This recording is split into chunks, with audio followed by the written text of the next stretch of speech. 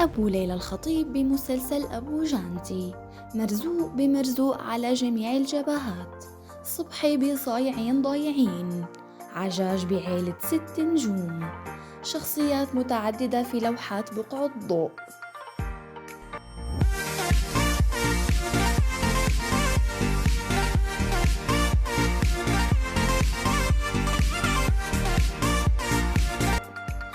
أيمن رضا ممثل سوري من أصل عراقي، ولد في دمشق 9 أبريل عام 1971 لأب عراقي وأم سورية، والتحق بالمعهد العالي للفنون المسرحية وتخرج منه عام 1984.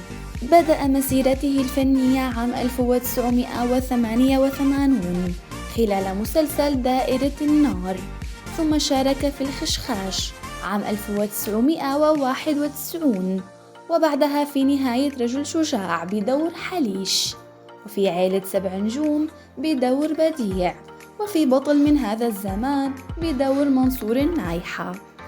وتطول القائمة في ذكر مشاركاته المميزة وأدواره المبدعة، فشارك في أهل الراية، صايعين ضايعين، سيد كاز، على حافة الهاوية، أسياد المال، وغزلان في غابة الذئاب. بداياته الفنية كانت في الدوبلاج لبعض الرسوم المتحركة كمغامرات سوسان وروبن هود عام 1990، والنمر المقنع عام 1982.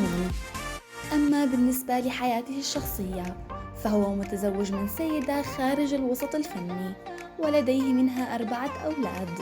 الابن الأكبر همام أيمن رضا، وابنته الوسطى هيا، ووسام أيمن رضا، وابنته الصغرى دلع. يملك أيمن رضا صوت جميل ويجيد العزف على العود، ففي جائحة كورونا نشر فيديو لطيف على حسابه في انستغرام من تأليفه.